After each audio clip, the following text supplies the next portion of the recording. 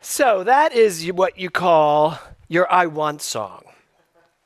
In a musical, in a musical, people are asked, composers and writers are told, your character needs an I Want song, like Belle I was going to say Belle in Little Shop, Belle in Beauty and the Beast. It's like Little Town, she's like, I want to read everything, I want to do everything. That's her I Want song.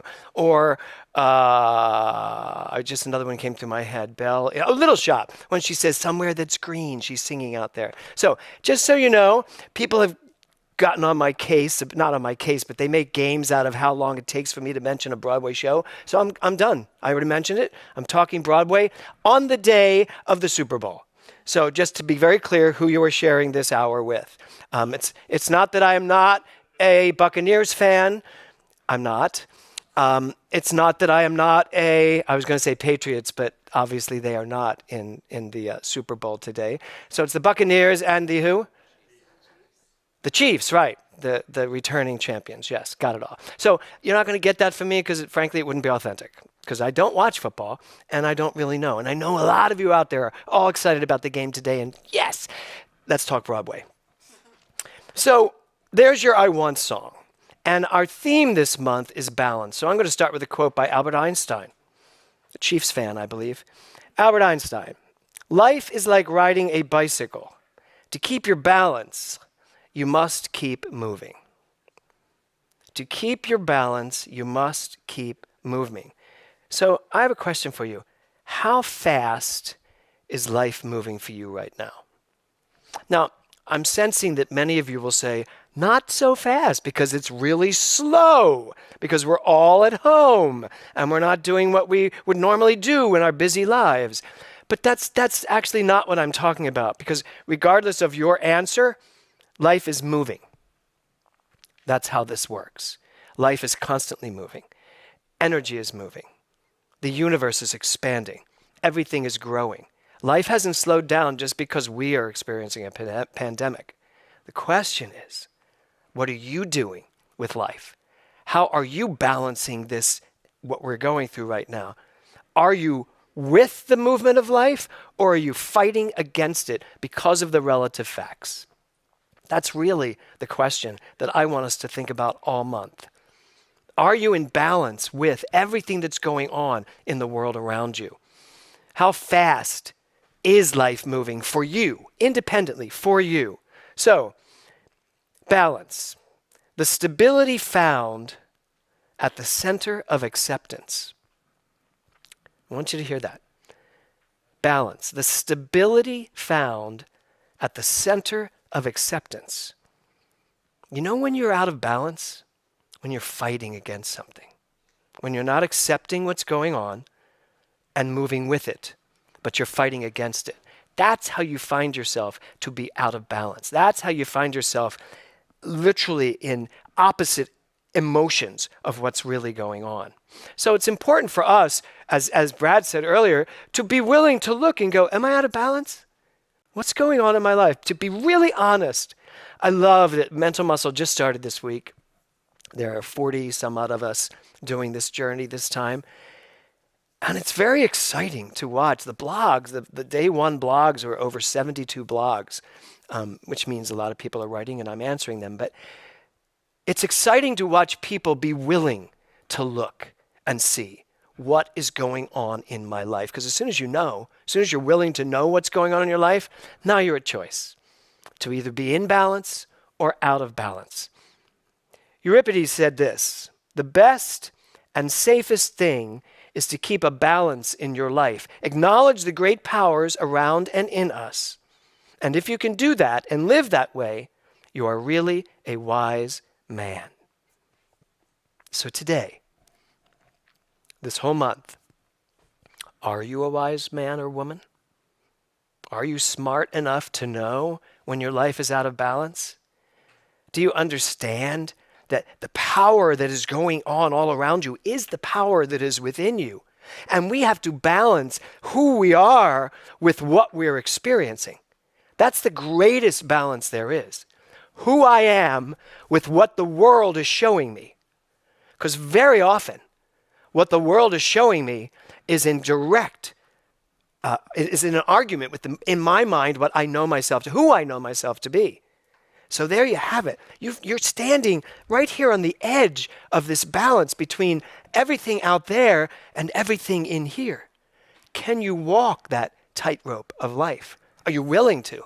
Or do you most often fall right over into the relative that drags you into it and creates an experience of life for you that is like, it's not there anymore, it's like that feather that just floats in the wind and you follow it wherever the world's taking you. You know, in the song that Adam just sang, I always thought I knew what those lyrics meant. I always think I know what lyrics mean, but then when I look at them years later, they mean something different. In fact, the title of my talk today is Balance the Plate. And I'll tell you where that came from. Back in 1980-something, I think it was it must have been 82 or 83. My best friend died of AIDS, first one of anybody that we knew. And we didn't even know what it was at that time. But he died of AIDS. And at that time, I was starring in 42nd Street. And I started to write a musical about my experience of losing my best friend at such an early age of 26, 27. And we were in Chicago. And I went to the Art Institute of Chicago. And there I was looking at all the Chagalls. And in one of the paintings was this painting of a village, and all these people were wearing plates on their heads. And I was like, that's odd. But then I got it. Chagall was giving us the image that everyone must walk through life balancing plates on their heads to stay balanced. Well, when I finished my musical, my first song in the musical, the character I played, who was a deceased character but came back in flashbacks, was a song called Balance the Plate, based on the picture, the Chagall painting. And everybody in the show had to sing the song walking with plates on their heads. I was not very well loved by my cast for having to do that, except for Kevin, who played the guy in the contemporary side, the present day, who didn't have to sing Balance the Plate. We went back to him and he sang some other beautiful song. But that's where it came from, balancing the plate. Now, the interesting thing is, I wrote this song in 1984, 85. Here it is, 2021. I'm just starting to understand what my lyrics meant. So there was some part of me. The lyrics are balance the plate, balance the plate, balance the world. Balance the world, balance the world, balance my mind. No one can undergo time without change. Life, love, dreams, rearrange. So those were the lyrics I wrote. And I was only a 30-year-old young actor. But these deep lyrics are coming out of me. And I remember the actors were like, at first when I gave it to them, they're like, what is this song about? Why are we singing these lyrics? I was like, and I explained it at the time, but now I really get it. The idea of walking through life, balancing plates on our heads, but forget the plates, walking through life, balancing my inner life with my outer life, my home life with my job life, balancing my physical life with how it's showing up in my body. I mean, so many different ideas of balance. So Adam's lyrics, everything has its season, everything has its time. Show me a reason, I'll soon show you a rhyme, or soon. Cats fit on a windowsill, I've always loved that. Children fit in the snow. All these things saying the universe works perfectly in harmony. The universe is in balance at all times. What's your deal? Because then he says, why do I feel I don't fit in everywhere I go? Now, when I first left Philadelphia to move to New York, the big hit show on Broadway was Pippin. The first Broadway show I ever saw was Pippin. When I heard that song, I only knew it as a reference because Diana Ross sang it. And I was just blown away by the young actor on stage, whose name was Michael Rupert, singing Corner of the Sky. And this song mesmerized me. I wanted to play Pippin. I never would, because I'm not a Pippin type, apparently. So I would never play Pippin, but it was a song I always loved. I sang it in every club. It was always in my cabaret acts. But I never quite understood what this last line meant. Why do I feel I don't fit in anywhere I go? Or I never had the answer to the question. Why don't I fit in? Do you ever feel like you don't fit in anywhere you go, no matter what you do. You know what the deal is? You don't fit in because you're trying to fit in. You're trying to fit into something, some type of life or group of friends, but it's not about fitting in. It is about knowing who you are. And when you know who you are, you don't have to fit in anywhere. You need to just balance the understanding that who you are will attract everything in your life that you not only fit into, but that you are intrinsically linked as. So I suddenly got that song. I'm hearing this lyric when I was going over my talk this week. I was like, that's what that means. Why do I feel I don't fit in? And then there's a whole 2-hour musical to show how he learns how to fit in. Well, you've had how many years to learn how to fit in? I think it's time. So one of the questions I have to ask us today is, how do you balance your work life and your life? And I love this quote by Hillary Clinton. She says, "Don't confuse having a career with having a life." Just digest that for a moment. Don't confuse having a career with having a life. I think for many people, their careers, their jobs, that's their life. That's what their life is. But that's not what life is. That's what we do with life. And as Brad referenced earlier, it is so easy to get so caught up in our careers, our jobs, in the things we think we need to do and want to do, that we can actually even forget to eat. We can forget to sleep.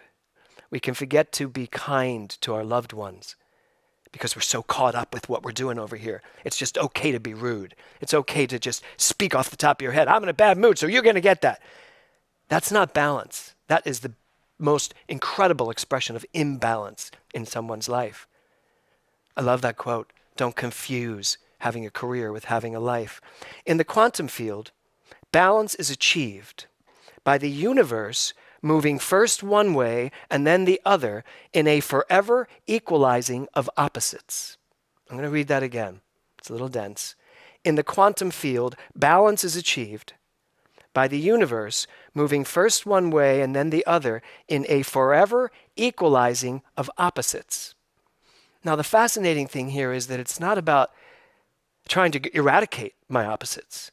It's about allowing them to constantly harmonize. When I face challenges, I need to harmonize those challenges with who I am. When I face any type of, as Brad said, trauma, any type of loss, I need to manifest that movement from one side to the other to keep, as they say in the quantum field, to keep a field of balance. You know, when you're on a tightrope, you know how you fall off a tightrope? You stop. As soon as you stop, you fall off it. And I have a picture for you. That is me in the musical Mirrorette, the world premiere. I was playing the world's greatest tightrope walker at the time with great outfit. I love that outfit. I wasn't on the tightrope in this picture, and I didn't pick a picture with me on the tightrope because I want to illustrate something. This character was the greatest tightrope walker in the world until one day, he walked out to get on a tightrope between two mountains, and there were thousands of people below watching. And something took him called fear. And he looked at it, and he knew he couldn't get on the tightrope because he knew he was going to fall. And so he didn't. He disappointed everybody below, and he went into hiding, which is when this happened. He goes into hiding, and he gets a little dark room at the bottom of an inn, but the little girl that lives there befriends him, tries to anyway, because she catches him walking a tightrope, a low rope. He's trying to get his chutzpah back, his belief back. And so she begs him to teach her. And then he finds out that she's actually meant for this type of thing. So it's a wonderful little musical, and I had an amazing time doing it. I had to learn to walk a tightrope. And one of the first things they told me was, the minute you think you're going to fall, you will fall. Now just think about that in science of mind terms. The minute you say, I'm going to fall, you fall. As soon as your mind accepts something, the universe gives it to you. And I proved it 1,000 times. because I would fall constantly. Now, this little girl, who is now probably 30, this little girl, she hopped up onto that rope and she just walked across it. And I was like, unbelievable. And then I got up on it, and it took me roughly a week to be able to get across the tightrope. But once you learn about balance, once you understand how to balance, you know that you can never stop. Your body can never stop. Your arms never stop balancing you. Every part of your being is involved in the balance. And you can walk forward, you can turn around. I can't even balance on this huge stage. You can do anything on that tightrope, provided you never stop. Now here's the thing, your mind can never stop. So your world will always find its way back to balance. But are you in charge? Are you in charge of the life you're living? Are you taking charge of the balance in your life? In order to do that, like I had to do here, you absolutely have to learn what it means to balance. So what does it mean to balance your fear with your excitement? It's funny, there was a moment in my career as an actor where I started to realize that my fear wasn't fear, it was excitement. That my nervousness going into a show, I never did a show without being nervous. I just never did. And I love it when I talk to people who are big, big stars who say, oh yeah, it never changes. I'm always nervous, but I'm not nervous. What we come to understand is that's not, nervousness and excitement feel the exact same way. So are you excited to get out there and do it, or are you nervous you're going to fall? Because if you're nervous you're going to fall, you will fall. If you're excited about what you're going to do, then you're open to whatever it is that's going to take you through whatever it is you're excited about. So how do we balance all of these areas of our lives? I love that Brad brought up the four corners because it's exactly what I wanted to talk about today. How do we balance our health with our relationships, with our creative expression? How do we balance all four corners of the table with your finances? How do you balance all of that? It's not that you have to gyp one to give to the other. It's that you have to understand how they work in a quantum sense. You have to understand that they're constantly flowing back and forth.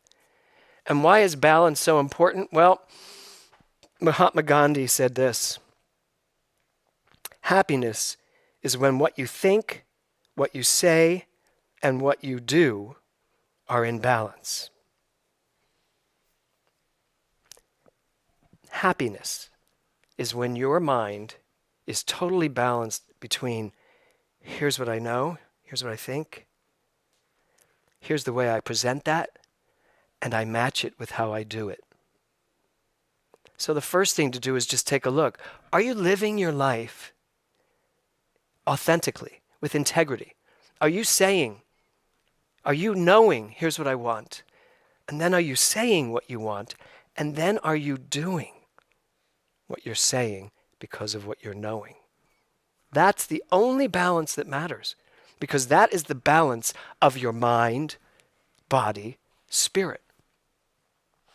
Like Brad said in his talk, his body now matches his mind. But you know what? No offense, Brad. Your body matched your mind constantly for your whole life. My body has matched my mind my whole life. I grew up thinking I was a scrawny, skinny, effeminate, weak boy. That's how I grew up in the early years of my life. And the skinny part followed me all through my career. I remember getting cast in West Side Story and thinking, are they out of their minds casting me as Riff? Who is going to buy me as a gang leader? I mean, look at me. And then they cast, Mr. Muscle as Bernardo, and I was like, this is just the most humiliating time of my life. Every Broadway, everyone's going to come see this.